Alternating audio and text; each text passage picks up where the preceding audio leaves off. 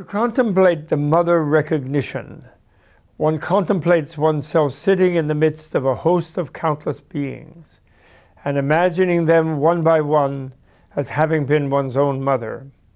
One quickly gets to where the most strange of strangers begins to look familiar in one's mind's eye, the step known as the step of mother recognition.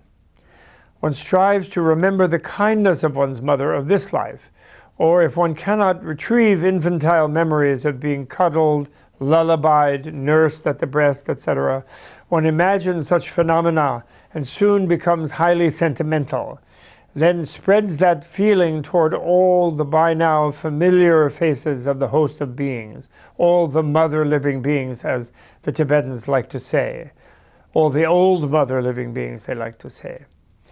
That's the second step of the first part of gratitude. Then the third step is where one feels a strong gratitude toward these mother beings, just like one does toward one's old mother of this life, wishing to repay their kindness, all their suffering and struggle to protect one, to give birth to one, to help one grow up and so forth, pay one's tuition, and whatever, make sure one's wearing one's mittens, whatever these mothers do, feeding one.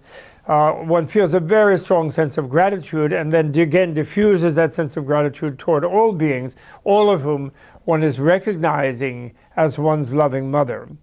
The fourth step then is out of gratitude one imagines them all with the mind's eye of love as being happy, because love wants the beloved to be happy. That's what love does. Why love, beings look beautiful, wants them to be happy and secure and satisfied and relaxed and looking beautiful, as people do when filled with a sense of well-being. That does make people beautiful when they feel really relaxed and happy. Somehow beauty emanates from their sense of contentment. So one has that lovely love level of the fourth step. Then the fifth step ensues, where one then realistically remembers in one's contemplation how much one's mother beings actually do suffer. And one can now think of practically some beings that one knows, like the ones one loves, one's family, one's friends, and remembering them when they're unhappy or having trouble, or even one's enemies or whatever, one remembers them when they are unhappy or having trouble, or even people one just is acquainted with casually, and when one looks at them realistically and realizes how much they do suffer.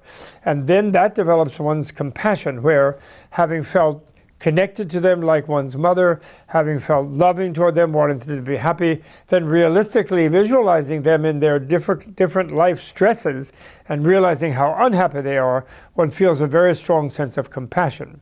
And then the sixth level of contemplation, this strong level of compassion will make one, the contemplator, feel a little bit nervous and agitated. It actually stresses you out when you meditate that. And even you feel somewhat crazed because there's so much suffering around us all the time. And then one thinks, well, gee, all these enlightened Buddhas and Bodhisattvas and angels and saviors and messiahs and gods and goddesses and things are supposed to be helping them, or God, if one is a theist. And yet they still seem to be crazed by suffering. So then one then makes a resolution, which is called high resolve, or Messianic Resolution actually, where one decides, well, I'm going to somehow do something to be myself an agent of making these beings happy. God doesn't seem to be able to do it. Buddhas haven't all done it. Bodhisattvas, angels, whoever it is. Certainly the government doesn't do it. I'm going to take responsibility. This is called the sixth step, which is called the step of universal responsibility. And when one really reaches that at an intense level, bringing together the steps of mother recognition, gratitude of remembering, sentimental gratitude, remembering kindness, forceful gratitude of wanting to repay kindness, lovely love, seeing beings as happy, compassion, realizing how much they suffer, and then universal responsibility of I'm going to be the one to do it. By that time, the contemplator is controlling a feeling of real agitation, because what a huge job. Even though there's infinite time of many future lives to do it, it's still such a huge activity. And at that point one thinks, well, by definition, it is only a Buddha who is capable of this.